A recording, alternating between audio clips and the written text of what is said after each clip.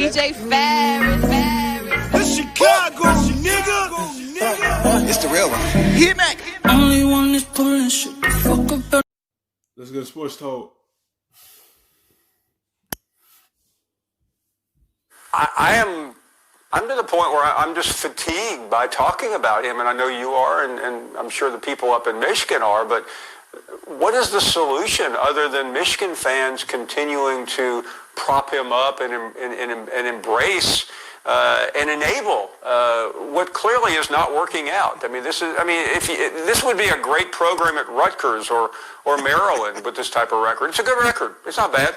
But this is the University of Michigan, and the biggest problem is that the University of Michigan fans think they're Alabama and Ohio State. They're not. They're the University of Michigan, which has won, I think, 1.5 national championships in the last 40 or 50 years. Paul, could it be just that they're scared to do anything, which means like the last two head coaches, obviously, Rich Rodriguez and Brady Hoke, this is better than that, and they're scared that they get rid of Jim, that eventually they're going back to Rich Rodriguez or Brady Hoke? Yeah, there's always that danger because in hiring college football coaches is extremely, it's an unknown. It's these type of games between Michigan State and Ohio State. He's 1-3 against Michigan State. He haven't beat Ohio State yet. That's what's over his head. Until he could put wins together against both of those teams, this gonna keep coming up. Like, do y'all want to keep putting up with his coaching ability against these two teams? Or y'all want to move on? Because he's still a good coach. That's why they haven't moved on from him. They just want to get Michigan into the playoffs. But it starts with beating the teams they haven't beat in the season. And that's Ohio State and Michigan State. As long as he got that over him, he gonna keep having these type of seasons of good years without a playoff year. Good enough to get himself to an Orange Bowl, Sugar Bowl. Like, there are good bowls, but they want to compete and get to the playoffs. But they gotta beat these two teams in their conference. Look at Mississippi State. They hired Mike Leach. They thought they had hit a winner there, and he just got shut out over the weekend with his high-flying, high-octane offense, which about 5 weeks ago we were all talking about how great it was. So you don't know what you're going to get behind door number 1, 2, or 3, but it's okay to be average, but that's not what the University of Michigan is all about. You guys know that. We've all been there. We've all heard that, and I think they have a really difficult decision to make because Jim Harbaugh just isn't some run-of-the-mill coach.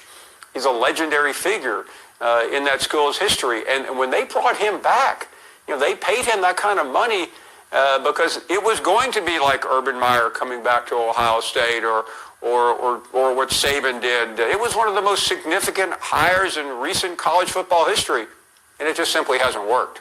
It has not worked. So should Jim Harbaugh just decide to say, you know what, I'm going to go back to the NFL because when I was at UC San Diego, no one knew anything about me. I won. Or when I was at Stanford, I won enough games and made them relevant, and people thought that I was a great college coach. So now let me just go back and try my luck again in the NFL.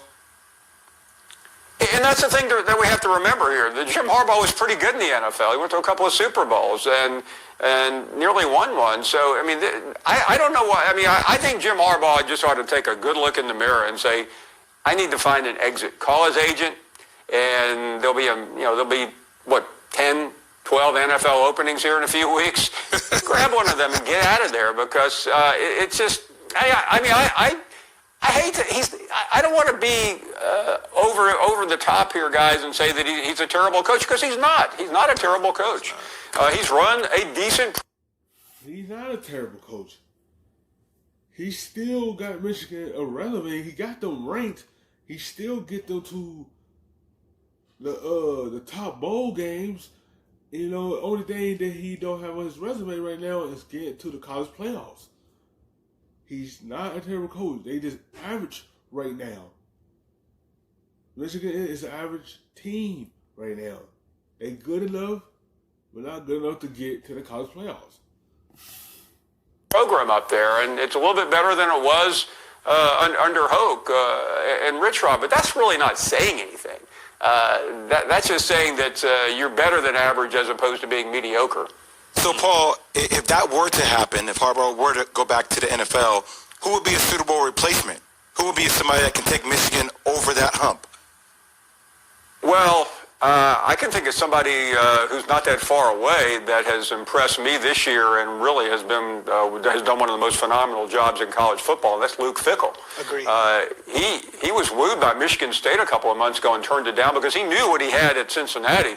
I'm not saying that that's a perfect marriage. I really don't know. I mean, Fickell's got some pretty deep ties to Columbus, Ohio, but that hasn't stopped people in the past. But that's the kind of coach that can do it the right way. There are plenty of coaches out there that I would at least give a shot at. But at some point, we've all been there, and we've all had jobs. We've all been in positions where in your guys' case on a team where you've got to find a path out, and that's all I'm saying. I'm not saying, hey, Michigan needs to fire Jim Harbaugh today. That train has long gone. They just need to find a solution to the problem, and the solution is to help Jim Harbaugh see that this is the wrong place for him to be right now. Paul, what did you make of Dabo? I don't think it's the wrong place for him. He beat everyone else in this division. He just can't beat Michigan State and Ohio State. Those are the two teams that got analysts talking about this.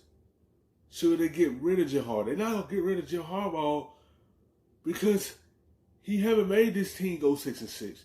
They either won 10 games, 11 games. That's why he's still in the coaching seat, because of the wins. Now, if they were just going 6-6 every year, then it's going to be taught to let him go because we're not putting up enough wins. But as long as he keeps putting up the wins like that, he's going to still be there.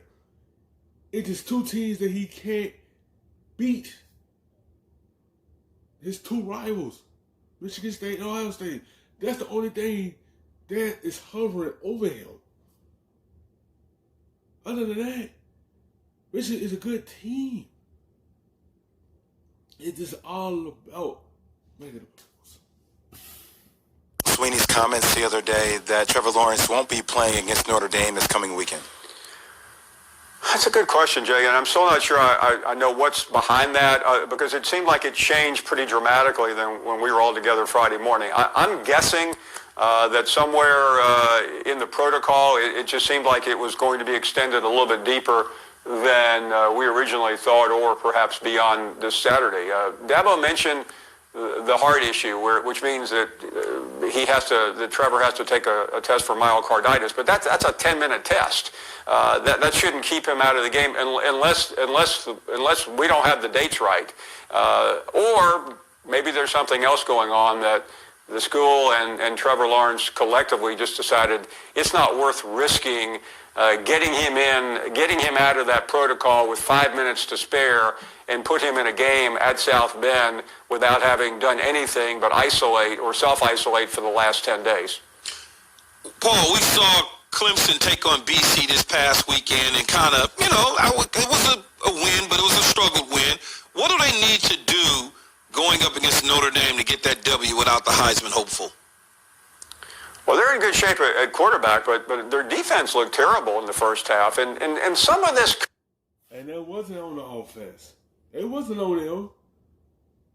They had a top freshman quarterback playing in that game. It was the defense was giving up touchdowns in the first half. They couldn't slow down BC. The offense had to keep them close to be able to win this game. They did pull it off.